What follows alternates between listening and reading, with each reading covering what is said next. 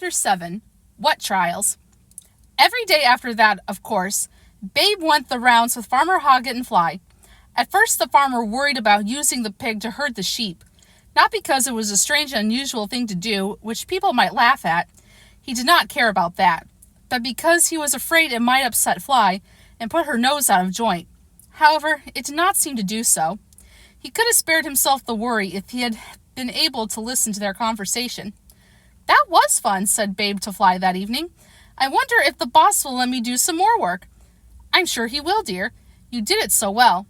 It was almost as though the sheep knew exactly what it was you wanted them to do. But that's just it. I asked them." "No use asking sheep anything, dear," interrupted Fly. "You have to make them do what you want. I've told you before." "Yes, Mum, but will you mind if the boss uses me instead of you sometimes?" "Mind?" said Fly. "You bet your trotters I won't.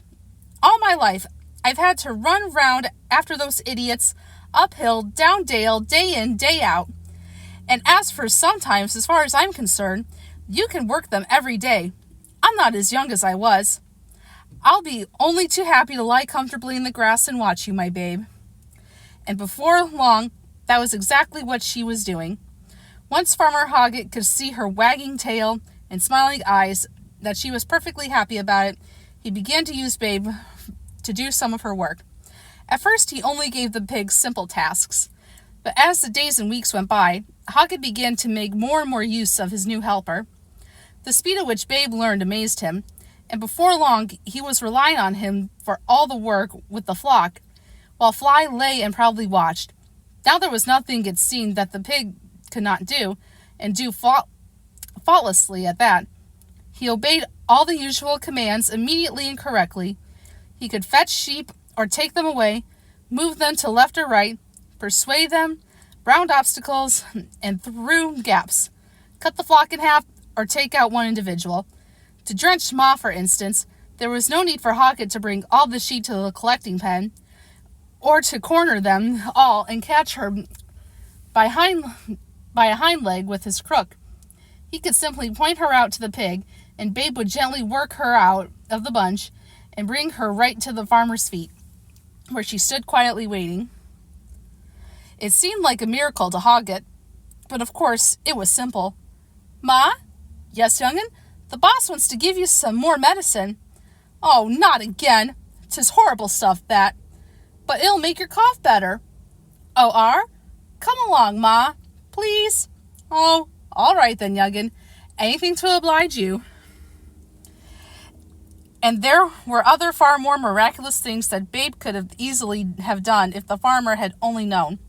For example, when it was time for the ewes to be separated from their lambs, now almost as big as and strong as their mothers, Farmer Hogget behaved like any other shepherd, and brought the whole flock down to the pens, and took a lot of time and trouble to part them. If only he had been able to explain things to Babe, how easy it could have been. "Dear ladies, will you please stay on the hill, if you'd be so kind? Youngsters, down you go to the collecting pen, if you please. There's good boys and girls." And it could have been done in the shake of a lamb's tail. However, Babe's increasing skill at working sheep determined Farmer Hogget to take the next step in a plan, which had begun to form in his mind on the day when the piglet had first penned the sheep. That step was nothing less than to take Pig with him to the local sheepdog trials in a couple of weeks' time. Only just to watch, of course, just so that he could have a look at well-trained dogs working a small number of sheep, and see what they and their handlers were required to do. "I'm daft," he thought, grinning to himself. He did not tell his wife.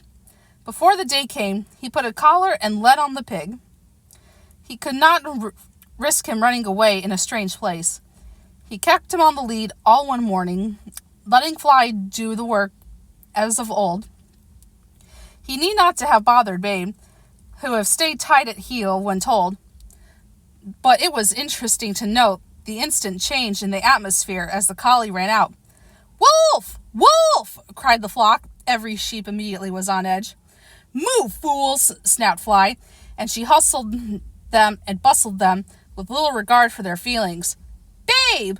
We want Babe!" they bleated. "Babe!" To be sure, the work was done more quickly, but at the end of it, the sheep were in fear and trembling, and the dog out of patience and breath. "Steady, steady," called the farmer a number of times, something he never had to say to Babe. When the day came of the local trials, Farmer Hogget set off early in the Land Rover, Fly and Babe in the back. He told his wife where he was going, though not that he was taking the pig, nor did he say that he did not intend to be an ordinary spectator, but instead more of a spy, to see without being seen. He wanted Pig to observe everything that went on without being spotted. Now that he had settled on the final daring part of his plan, Hogget realized that secrecy was all important. No one must know that he owned what would you call him, he thought? A sheep pig, I suppose. The trials took place 10 miles or so away, in a curved basin-shaped valley in the hills. At the lower end of the basin was a road. Close to this was the starting point, where the dogs would begin their outrun, and also the enclosure where they would finally pen their sheep. Down there all the spectators would gather.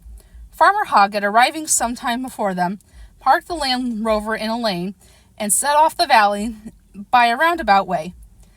Keeping in the shelter and the bordering woods, Fly padding behind him, and Babe on the lead, trotting to keep up with his long strides. "Where are we going, Mum?" said Babe excitedly. "What are we going to do?" "I don't think we're going to do anything, dear," said Fly. "I think the boss wants you to see something." "What?" They had reached the head of the valley now, and the farmer found a suitable place to stop, uncovered and with a good view of the course. "Down, Fly, down, Pig, and stay," he said, and exhausted by his long speech, stretched his long frame on the ground and settled down to wait. "Wants me to see what?" said Babe. "The trials." "What's trials?" "Well," said Fly, "it's a sort of competition for sheepdogs and their bosses. Each dog has to fetch 5 sheep and move them through a number of gaps and gateways. You can see which ones they've got flags on either side, down to that circle that's marked out in the field at the bottom, and there the dog has to shed some sheep." "What's shed mean?" "Separate them out from the rest. The ones to be shed will have collars on." "And then what?" "Then the dog has to gather them all again and pen them." "Is that all?" "It's not easy, dear. Not like moving that bunch of woolly fools of ours up and down a field. It all has to be done quickly, without any mistakes. You lose points if you make mistakes. Have you ever been in a trial, Mom?" "Yes, here, when I was younger." "Did you make any mistakes?" "Of course," said Fly. "Everyone does. It's very difficult working a small number of strange sheep in strange country. You'll see." By the end of the day, Babe had seen a great deal. The course was not an easy one, and the sheep were very different from those at home. They were fast and wild, and good though the dogs were. They were fast and wild, and good though the dogs were, there were many mistakes made at the gates, in the shedding ring, at the final penning. Babe watched every run intently, and Hogget watched Babe and Fly watched both of them. "What's the boss up to?" she thought as they drove home. "He's surely never thinking that one day Babe might... No, he couldn't be that daft. Sheep pig indeed. All right for the little chap to run our place for a bit of fun. But think of him competing in trials, even a little local one like today's. Well, really." She remembered something he had said in his early duck-herding days.